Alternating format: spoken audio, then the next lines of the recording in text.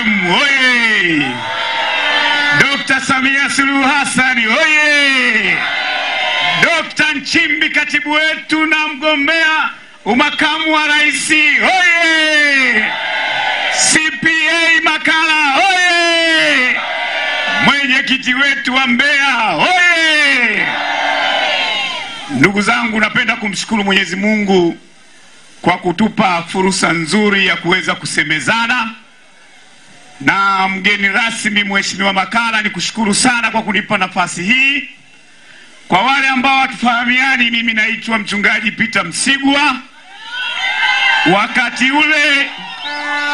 Wakati ule tunajiandaa na serikali za mitaa, tulifanya mkutano pamoja Uyole, wengine tulikuwa pamoja, na kwa haraka nilikuwa chama kile ambacho juzi kiliongea hapa. Kwa hiyo nimekuja hapa kama kada wa chama, na kabla sijasahau niwakumbushe wana Mbeya kwamba Tanzania iko salama kwenye mikono ya Chama cha Mapinduzi. Ndugu zangu, mwaka huu ni mwaka wa uchaguzi. Kama ilivyo desturi, chama kinajiandaa kufanya uchaguzi na vyama vingine vinapaswa vijiandae kufanya uchaguzi. Lakini jamaa zangu hawa, kama tulivyosikia kutoka kwa Machinga, wameanza kuweka mpira kwa pani. Na kwa sababu mama yetu ni mama ambaye wazungu wanasema alinyosha Oliver Branch kwamba tupatane, alileta zile R4, na chama chetu kinataka tupate mashindano ya kweli. Tunasema wasikimbie, warudi wapi? Kiwanjani. Kwa hiyo ninaomba mnipe masikio kidogo.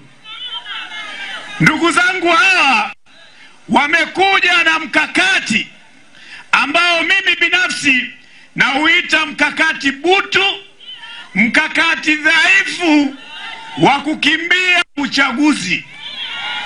Wao wanasema eti no reforms, no election. Huu mkakati nauita ni mkakati butu, ni mkakati dhaifu, ni mkakati ulioshindikana kabla haujaanza. Kwa nini nasema hivyo? Nasema hivyo kwa sababu kwanza hawana uwezo huo, hawana rasilimali watu, hawana rasilimali fedha, na wao wenyewe wamegawanyika. Neno la Mungu linasema nyumba ikifitinika haiwezi kusimama. Nyumba ikifitinika haiwezi kusimama. Rafiki yangu mwenyekiti wao alisema wakati anaomba kura kwenye chama chao, nadhani wote tuliona, alisema anataka afanye reform kwenye chama chake kwanza. Moja ya reforms alizosema anataka kuzifanya ni ukomo wa uongozi kwenye chama ambacho kulikuwa na Nkurunziza alikuwa anatawala muda wote. Hiyo reform bado hajafanya.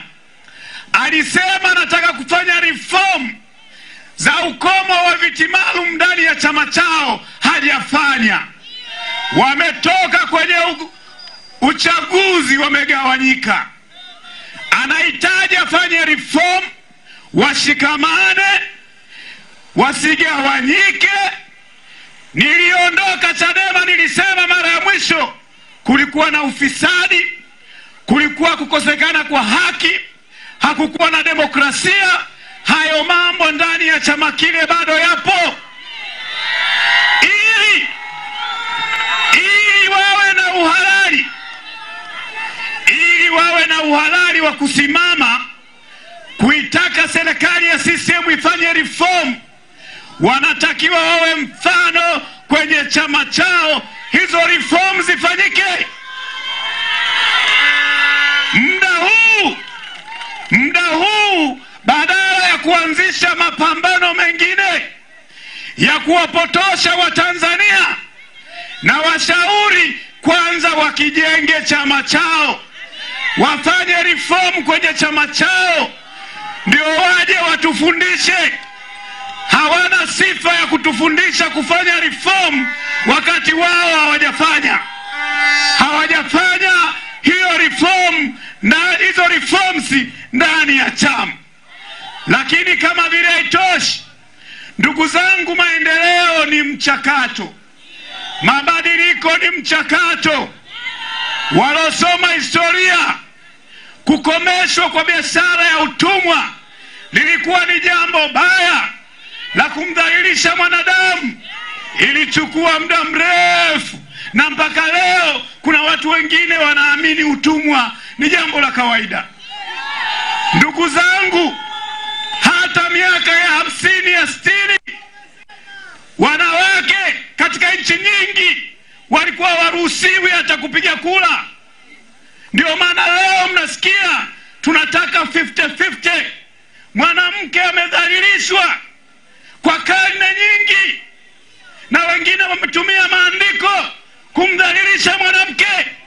Kubadilisha mtazamo huo wa kudhalilisha mwanamke imechukua muda, ni gradual, ni taratibu. Ndugu zangu, nasema haya hata mabadiliko katika nchi hii.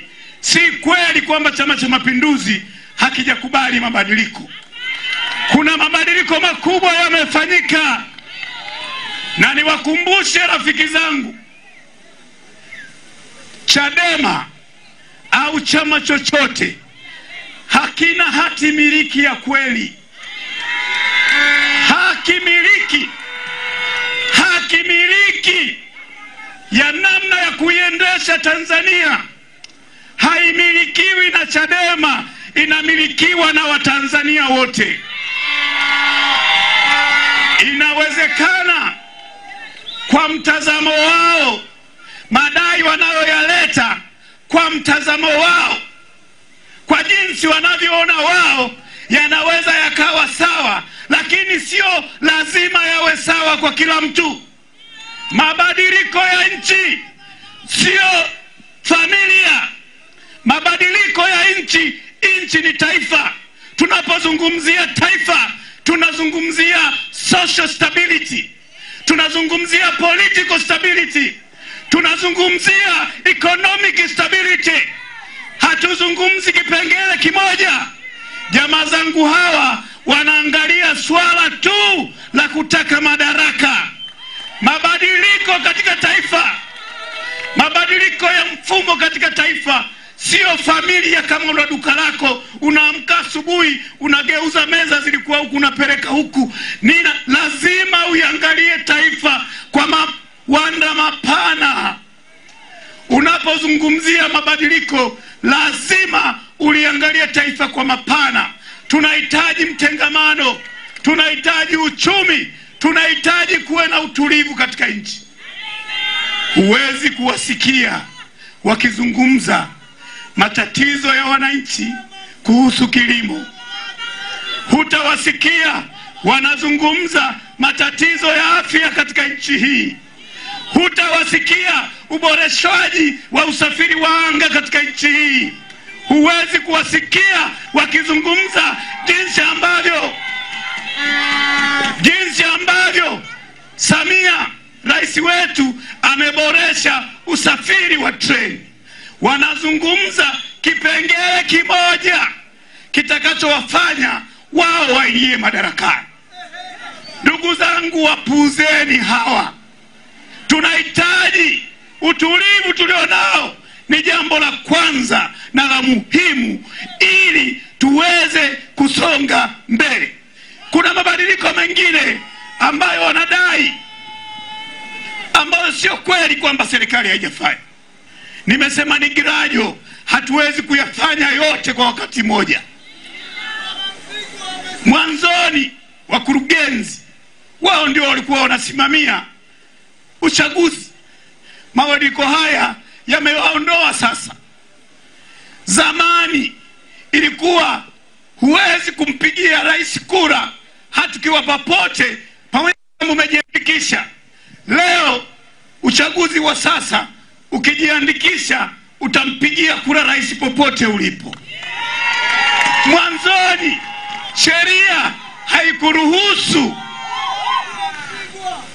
Watu walikuwa, akiwa mgombea moja alikuwa anapita bila kupingwa, lakini leo huyo anayekuwa mgombea moja anapigiwa kura ya hapana na ndio.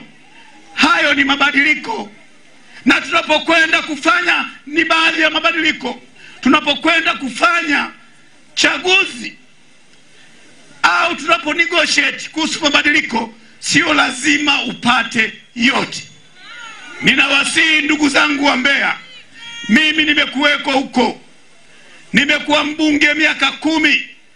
Hatuwezi kuwa na chama cha siasa ambacho kinajulikana kwa kupinga tu. Kinajulikana kwa kupinga tu. Chadema na vyama vingine wanajulikana kwa kupinga. That's what they are known for. Chama chetu Mapinduzi kinajulikana kwa kazi zinazofanya kushughulika na maisha ya Watanzania. Wakati Rais Samia Suluhu Hassan, tena wanamuonea kabisa mama yetu mpole, mpendwa, amenyosha mkono kwa kila mtu. Amenyosha kwa watu wa dini, amenyosha kwa wanamuziki, amenyosha kwa wakulima, wafanya biashara. Mkitaka kujua Mama Samia, hata hoja alosema kazi iendelee, alikuja na msemo alivyoingia, ukisema Jamhuri ya Muungano wa Tanzania. Haya maneno nakumbuka waasisi wa taifa hili. Nitoe mfano moja. Mwaka uliopita Tanzania imekuwa ya pili kwa uzalishaji wa mahindi baada ya Afrika Kusini.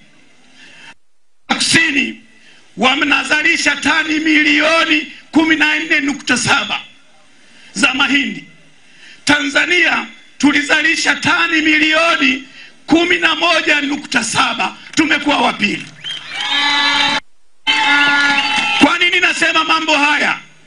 Ukichukua nchi kama Namibia, asilimia 70 ya ardhi ya Namibia inamilikiwa na wazungu wachache. Asilimia 70 ya ardhi. Africa Gas, kama asilimia 75 ya wakulima South Africa ya ardhi ina watu wachache, asilimia 75 ya budget inaenda wapi? Come on, talk to me, watu wa Mbeya. Asilimia 75 ya budget ya kilimo itaenda wapi? Itaenda kwa watu wachache wanaomiliki ardhi. Tanzania yetu ambao nasema Mama Samia amefanya vizuri, wakulima wa Tanzania ni zaidi ya milioni 40. Wakulima Tanzania, wakulima wadogodogo ni asilimia 99 nukta kadha. Maana yake nini? Budget ya kilimo inakwenda moja kwa moja kwa mkulima mdogo. Anayenufaika ni mkulima mdogo. Maana yake serikali hii inawajali wakulima wadogo. Maana yake nini? Wadogo hawa, ndio maana serikali imeleta pembejeo, imeleta mbolea, ruzuku ya mbolea. Hizi fedha zote zinakuja kwa wakulima wadogo. Huwezi kuwasikia Chadema wanazungumza masuala ya kilimo. Huwezi kuwasikia Chadema wanazungumza namna ya kumtoa mwananchi kutoka huku chini ili na yeye apande. Ukiangalia hata maisha ya kawaida kwa nchi za kusini mwa jangwa la Sahara, maisha ya Mtanzania, mtu wa kawaida, ukilinganisha Kenya, Uganda, shuka huku labda kidogo South Africa na Botswana, lakini pamoja na changamoto tulizo nazo, wa Tanzania tuko bora. Tusidanganywe, tusibabaishwe. Tanzania iko salama kwenye mikono ya Chama cha Mapinduzi. Niwaombe wana Mbeya, msikubali kubugudhiwa, kudanganywa eti muingie kupinga. Tuingie kwenye uchaguzi. Na niwaambie ndugu zangu, uchaguzi ni muhimu kwao kushiriki kuliko kutokushiriki, kwa sababu wasiposhiriki chama chao kitakufa, na sisi hatutaki chama chao kife. Asanteni sana kwa kunisikia.